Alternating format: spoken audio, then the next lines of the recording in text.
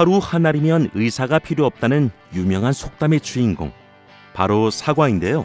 영양 듬뿍 머금은 사과는 우리나라에서 가장 많이 재배되는 과일 중 하나입니다. 재배 역사가 깊은 만큼 재배 기술도 많이 축적돼 있지만 사과에 발생하는 병과 해충은 종류도 많고 그로 인한 피해도 큰데요. 오늘은 사과에 발생하는 주요 병해충의 종류와 효과적인 방제 방법에 대해 알아봅니다. 현재 사과에 가장 자주 발생하고 큰 피해를 주는 병은 갈색무늬병과 전무늬 낙엽병, 탄저병과 견무늬 썩은병을 꼽을 수 있는데요. 갈색무늬병은 잎과 과실에 생기는 병이지만 주로 잎에 많이 발생합니다. 증상은 잎에 흑갈색의 반점이 생기다가 점차 넓어져 지름이 1cm 정도의 원형 또는 부정형의 병반으로 커지고 그 위에는 흑갈색의 작은 입자들이 생기는데요. 이는 병원균의 포자층으로 많은 포자를 만들어냅니다. 병든 잎은 2-3주 후에 노란색으로 변해 일찍 낙엽이 되지만 노랗게 변하지 않고 그대로 남아있는 것도 있습니다. 갈색무늬병 발생 원인은 낙엽된 병든 잎에서 겨울을 지낸 병원균 포자가 5월부터 공기를 통해 공기 중으로 퍼지기 시작해 8월 이후 급증해 10월까지 계속 감염시키는데요. 특히 여름철에 비가 많이 오고 기온이 낮은 해에 많이 발생하며 배수가 좋지 않고 밀식된 과온에서 발생해 조기 낙엽을 가장 심하게 일으킵니다. 방제를 위해서는 관수와 배수를 철저히 하고 적당량을 시비하며 전정을 통해 나무와 가지들 사이로 바람과 햇빛이 잘 통하게 해야 합니다. 또 병에 걸린 낙엽은 땅에 묻어 월동 전염원을 제거하고요.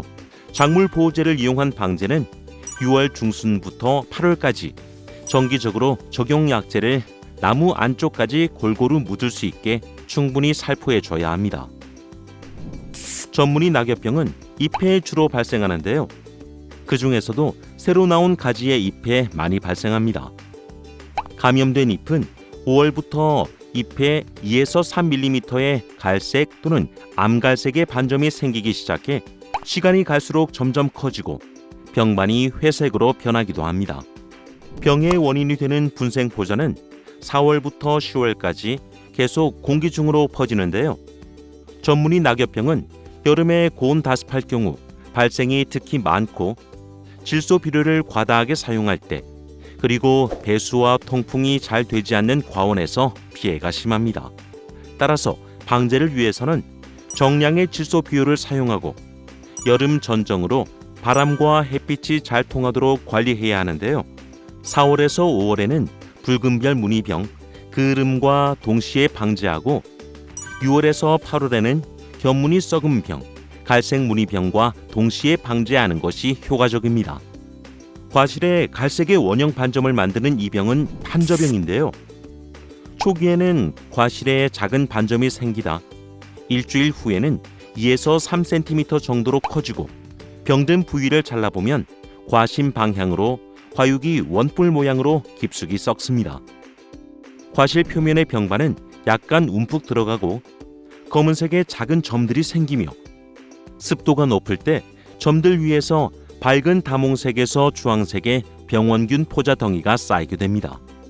탄저병은 어린 과실에서도 발생하지만 주로 성숙기인 8월 상순부터 수확기까지 발생하는데요.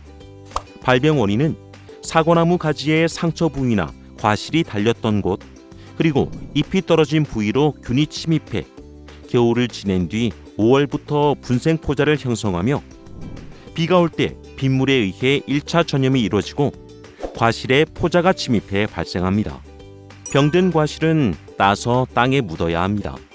또 비료와 배수 관리를 철저히 하고 사과나무의 자람새를 적절하게 유지해 주는 것이 중요합니다.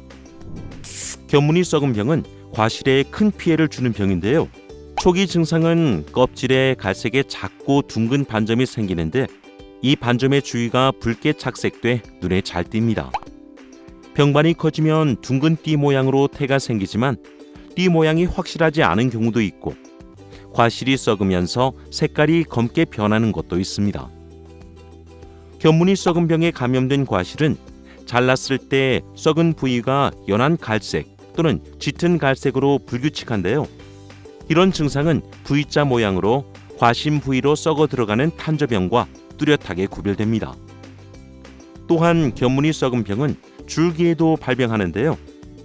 병든 가지는 사마귀가 생기거나 껍질이 거칠어지거나 검붉은 색의 암종을 형성하는 세 가지 유형으로 나뉩니다. 견문이 썩은 병의 감염 경로는 병원균이 사마귀 조피 현상이나 가지 마름 증상 또는 지난해 감염 과실에서 겨울을 지낸 뒤 5월 중순부터 8월 하순 사이 비가 올 때 포자를 누출하는데요. 포자는 빗물에 튀어 과실 속에 잠복하다 과실이 성숙해지는 생육 후기에 발병합니다. 방제를 위해서는 전정한 나뭇가지를 과수원에 두지 말고 견문이 썩은 병 최대 감염 시기가 되는 장마기 전부터 8월 하순까지 항상 방제 효과가 높은 적용약제를 가지에 충분히 묻도록 살포해야 합니다. 사과에 피해를 주는 해충은 사과 혹 진딧물과 조팝나무 진딧물, 그리고 복숭아 심식 나방과 복숭아 순 나방이 있는데요. 사과 혹 진딧물은 5월부터 가을까지 새로 나온 싹의 끝부분에 연한 잎을 가해해 뒤쪽으로 말리게 하는데요. 특히 5월에 타겹 등을 가해하면 붉은 반점이 생기며 잎이 뒤쪽으로 가로로 말리고 본잎을 가해하면서부터는 잎가의 잎맥 쪽을 향해 세로로 말립니다. 피해받은 잎은 엽록소가 없어져 검은색으로 변해 족이 낙엽되고 심하게 피해를 받은 가지는 결실 가지로 사용하지 못하게 됩니다. 사과 혹 진딧물은 늦가을에 1, 2년생 가지 눈 기부에 산란하며 검은색 방추형 알로 월동을 하다 사과나무의 눈이 틀 무렵인 4월 상순부터 부화해 발아하는 눈에 기생하는데요. 그 뒤 잎의 전개와 함께 잎 뒷면을 가해하며 가을까지 세대를 반복합니다. 방제를 위해서는 겨울 동안 사과나무 가지에 월동하는 알의 발생 정도를 조사해 밀도가 높으면 발아기인 3월 하순 무렵에 기계유, 유제를 살포해 사과 응애와 동시에 방제하는데요. 밀도가 낮은 경우라도 개화 전 또는 낙화 후에 약제를 1회 살포하며 그 후에는 일반 나방류와 조팝나무 진딧물과 동시에 방제합니다. 또한 꽃이 피기 전에 사과 혹 진딧물을 포함한 진딧물류 전문 약제를 살포하는 것은 좋지만 꽃이 피는 시기와 맞물리거나 근접해 방제하는 것은 방화 곤충에게 위험할 수 있습니다. 따라서 작물 보호제의 주의사항을 확인한 후에 사용해 주세요. 조팝나무 진딧물은 새순이 10cm 정도 자라는 5월 상순경에 성충이 날아와 신초잎을 가해하는데요. 발생 밀도가 높아지면 배설물인 감로가 잎이나 과실에 그름 증상을 일으켜 사과의 상품성이 떨어집니다. 조팝나무 진딧물은 연 10세대 정도 발생하고 사과나무 웃자란 가지나 1, 2년생 가지의 눈 기부에 검은색 타원형 알로 월동하는데요. 4월경에 알에서 부화해 날개가 없는 무시충 밀도가 증가하면 5월 상순에 날개가 있는 유시충이 발생해 전체 사과나무로 비산합니다. 조팝나무 진딧물은 5월 중순에서 6월 중순 사이에 최성기를 이루지만 장마와 고온 건조한 날씨가 계속되고 신초 발육이 멈추면 발생 밀도가 급격히 낮아집니다. 방제를 위해서는 질소질 비료와 물 관리를 통해 사과나무의 자람세를 안정적으로 관리해 새로 나온 가지의 지나친 생장과 2차 생장을 억제하고 집단 발생이 시작되는 5월에서 6월에 전문 약제를 살포해 줘야 합니다. 복숭아 심식 나방 유충은 과실에 바늘 구멍 크기의 작은 구멍을 내고 과실로 들어가는데요. 피해 구멍에서는 즙액이 흘러나와 이슬 방울처럼 맺히고 시간이 지나면 이 부분이 말라 흰 가루처럼 보입니다. 이후 피해관은 유충이 껍질 부분의 비교적 얇은 부분을 먹고 다니면서 흔적을 남기는데요. 그 부분은 가늘고 긴 줄을 이룬 모양으로 착색돼 줄무늬처럼 보이고 점차 과신부까지 가해해 과실은 기형적으로 자라거나 부패해 상품성을 잃게 됩니다. 복숭아 심식나방 대부분 연 2회 발생하는데요. 제1회 성충은 보통 6월 상순에서 8월 상순까지 발생하며 제2회 성충은 7월 하순에서 9월 상순에 발생합니다. 방제를 위해서는 피해 과실은 보이는 대로 따서 물에 담가 과실 속의 유충을 죽이고, 약제 방제로는 제1화기 성충이 산란한 알이 부화해 과실에 침입하기 전인 6월 중하순경부터 10일 간격으로 전문 약제를 살포해 줍니다. 또 2화기 때는 8월 중순부터 10일 간격으로 1, 2회 정도 약제를 살포하는 것이 효과적입니다.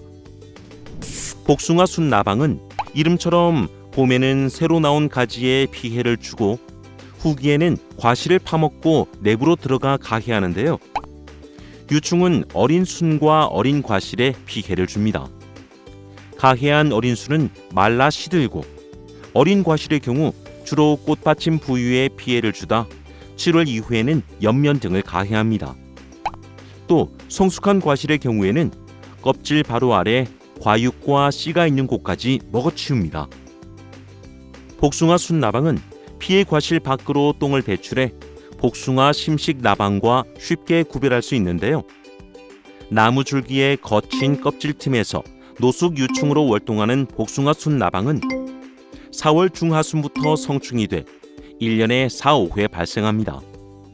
따라서 매년 피해가 많은 사과원은 봄철 나무 줄기의 거친 껍질을 벗겨서 월동 유충의 밀도를 줄이고, 봄에 피해 신초를 초기에 잘라서 유충을 없애야 합니다. 또한 약제 방제는 복숭아 순 나방이 산란하는 6월 이후에 2, 3회에 걸쳐 전문 약제를 살포해 주는데요. 복숭아 순 나방 방제 적기는 알에서 부화하는 시기로 성페로몬 트랩으로 발생을 예찰한 후에 약제를 살포하고, 복숭아 심식 나방과 마찬가지로 교미 교란제를 사용해 방제하는 것도 좋은 방법입니다. 사과나무에 발생하는 병과 해충은 과수류 중 가장 많은 것으로 집계되고 있는데요. 이를 극복하는 방법은 병해충의 특징을 잘 알고 적기에 방제 대책을 세워 피해를 예방하는 것이라고 합니다. 맛 좋고 영양 좋은 사과 생산을 위해 오늘도 애쓰시는 농업인 여러분, 꼼꼼한 예찰과 적기 방제 꼭 잊지 마세요.